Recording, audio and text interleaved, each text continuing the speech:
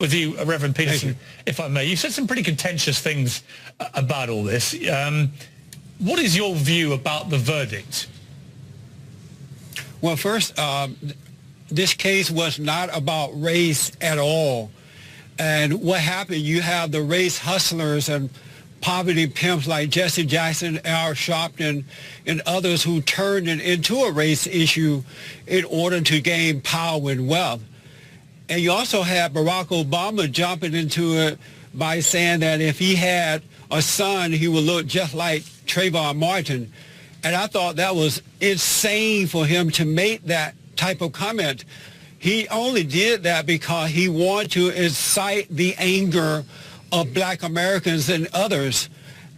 This case is about overturning stand your ground laws and also about more gun control law, getting more gun control law passed.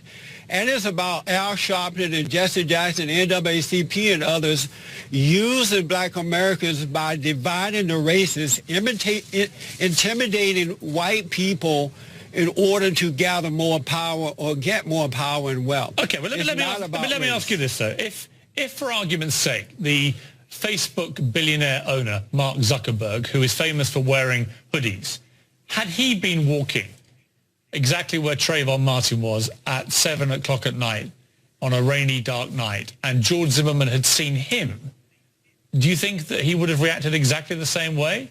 Got out of his car, pursued him, reported him, and then got into a struggle which ended up with him shooting him dead? If the situation that happened with Trayvon and George had been the same, yes, it would have the same outcome. I imagine that the same outcome would have been the same. But the question you really think George Zimmerman would have looked at a young white man in a hoodie and thought the same thing, that this guy is potential trouble? Well, George Zimmerman would have done whatever it took to protect himself. It didn't matter to George Zimmerman the color of the man. And this notion that Trayvon Martin was some little innocent kid tiptoeing to the tulips and George Zimmerman had nothing else to do but to go out and kill him is a lie. It's an absolute lie. And I think that for the people to mislead, that are in control of this issue, to mislead America in that manner are very dishonest people. Trayvon Martin was a thug. His parents know that. You know that. I know that. Don't you speak for me, sir. Sat in on the jury and heard that know that as well. Don't put words into my mouth. There's very little evidence that Trayvon Martin was a thug. The only evidence we have of him ever being violent was in the altercation with George Zimmerman, a much older man who had got out of his car to follow him, ignored directions to follow him, and then got into an altercation. And if you listen to the parents, they'll tell you that Trayvon Martin was clearly, he felt in fear of his own safety.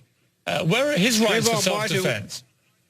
Trayvon Martin was an example of what happens when these black boys and girls are raised in single parents' household.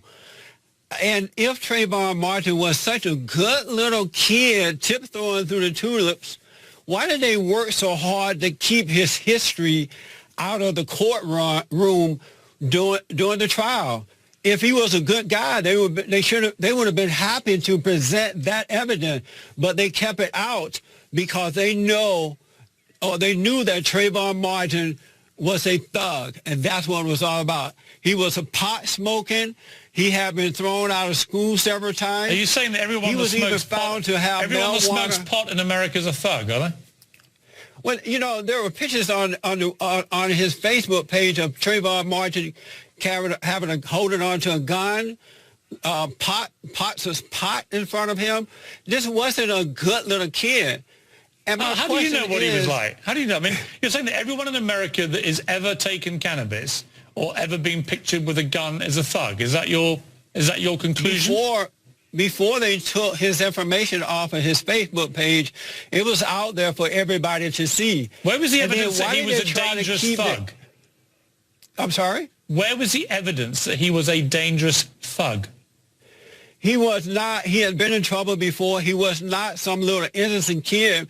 So you keep saying. Let me get a Raymond Santana because I find that quite offensive. What I've just been listening to, because there's no hard evidence that Trayvon Martin was a thug in the way that he's saying. Nothing that I've seen would suggest that.